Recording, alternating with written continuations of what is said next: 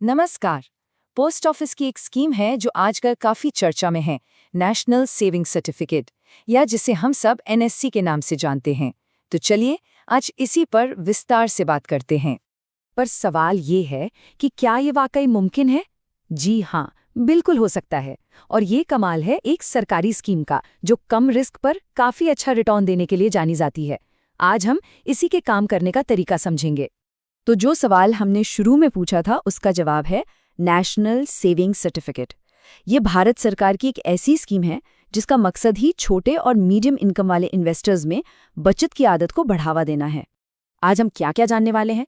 सबसे पहले तो समझेंगे कि ये स्कीम है क्या, फिर ये काम कैसे करती है, कौन कौन इसमें पैसा लगा सकता है और इसके टैक्स और लोन से जुड़े क्या क्या फायदे हैं।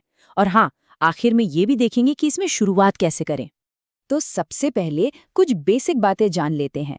एनएससी स्कीम कोई नई नहीं है, ये 1989 में शुरू हुई थी और इसे पोस्ट ऑफिस के जरिए चलाया जाता है। और इसका सबसे बड़ा प्लस पॉइंट है कि इसमें रिस्क ना के बराबर है, क्योंकि इस पर सरकार की पूरी गारंटी होती है। और अभी करंट इंटरेस्ट रेट क्या है? 7.7%। और मजे की बात यह है कि भले ही सरकार हर 3 महीने में इस रेट को रिव्यू करती है, लेकिन एक बार इन्वेस्ट करने पर उस समय जो भी ब्याज दर होती है वो पूरे 5 साल के लिए फिक्स हो जाती है। तो ये इतना बढ़िया रिटर्न देता कैसे है? इसका राज छिपा है कंपाउंडिंग की ताकत में। मतलब ब्याज पर ब्याज मिलने का जो जादू है वही है कंपाउंडिंग। चलिए देखते हैं कि ये पैसों को कैसे बढ़ाता है। तो कुछ जरूरी बातें समझ लेते हैं। पहली चीज, इसमें पैसा 5 साल के लिए लॉक हो जाता है। इस पर जो भी ब्याज मिलता है वो सालाना जुड़ता रहता है और पूरी रकम यानी मूलधन और उस पर बना हुआ कुल ब्याज 5 साल पूरे होने पर ही एक साथ मिलता है। अब देखते हैं कंपाउंडिंग का असली कमाल। याद है वो शुरू वाला सवाल? ये टेबल बिल्कुल साफ साफ दिखाता है कि कैसे 15 लाख रुपए का इन्वेस्टमेंट हर साल ब्याज पर ब्याज कमाकर 5 साल में 21,73,000 से भी ज्यादा हो जाता है। और इसमें इन्वेस्ट करना भी कोई मुश्किल काम नहीं है, सिर्फ 1,000 रुपए से भी शुरुआत की जा सकती है। और सबसे बढ़िया बात, मैक्सिमम की कोई लिमिट ही नहीं है। अच्छा, तो इसमें पैसा लगा कौन कौन सकता है? चलिए अगले सेक्शन में यही जानते हैं कि एनएससी अकाउंट खोलने के लिए कौन कौन एलिजिबल है। देखिए, कोई भी भारतीय नागरिक इसमें इन्वेस्ट कर सकता है, उम्र की कोई पाबंदी नहीं है। यहाँ तक कि किसी माइनर के नाम पर भी अकाउंट खुलवाया जा सकता है, जिसे उनके माता पिता या गार्डियन ऑपरेट कर सकते हैं। और तो और 3 लोग मिलकर एक जॉइंट अकाउंट भी खोल सकते हैं। एनएससी सिर्फ एक सेविंग स्कीम नहीं है, बल्कि इसके कुछ और भी जबरदस्त फायदे हैं, खासकर टैक्स और लोन के मामले में। इसमें जो भी पैसा लगाते हैं उस पर इनकम टैक्स एक्ट के सेक्शन 80C के तहत टैक्स में छूट मिलती है। मतलब 1 साल में 1.5 लाख रुपए तक के इन्वेस्टमेंट पर टैक्स बचाया जा सकता है। और टैक्स का एक और बड़ा फायदा सुनिए, 5 साल बाद जब पैसा वापस मिलता है तो उस पर कोई टीडीएस यानी टैक्स डिडक्टेड एट सोर्स नहीं कटता। मतलब पूरा का पूरा पैसा बिना किसी कटौती के हाथ में आता है।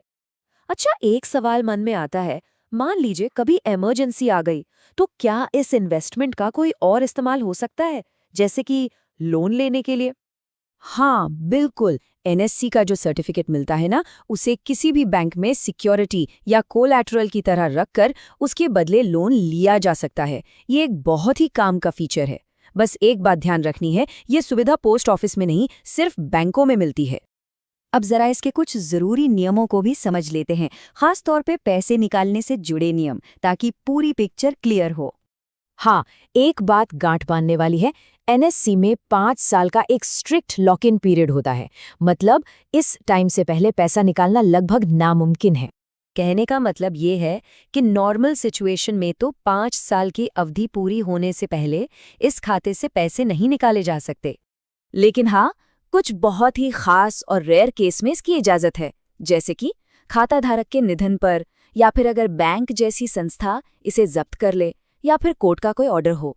तो अगर ये स्कीम सुनने में अच्छी लग रही है और इसमें इन्वेस्ट करने का मन है, तो सवाल है कि शुरुआत कैसे करें। चलिए अपने आखिरी सेक्शन में यही समझते हैं। एनएससी अकाउंट खुलवाने के लिए ज्यादा भागदौड़ की जरूरत नहीं है, बस कुछ बेसिक से डॉक्यूमेंट्स लगते हैं। पूरी प्रक्रिया को काफी आसान रखा गया है। प्रोसेस भी एकदम सिंपल है। बस अपने नज़दीकी पोस्ट ऑफिस जाइए, फॉर्म भरिए, डॉक्यूमेंट्स जमा कीजिए और बस कैश, चेक या कार्ड जैसे चाहें वैसे पेमेंट करके इन्वेस्ट कर दीजिए। तो अब आखिर में सवाल यही बचता है, एक तरफ गारंटीड रिटर्न, दूसरी तरफ सरकार की सुरक्षा और ऊपर से टैक्स के फायदे। इन सब चीजों को देखते हुए क्या नेशनल सेविंग सर्टिफिकेट अपने लंबे समय के फाइनेंशियल गोल्स को पूरा करने के लिए एक सही इन्वेस्टमेंट है?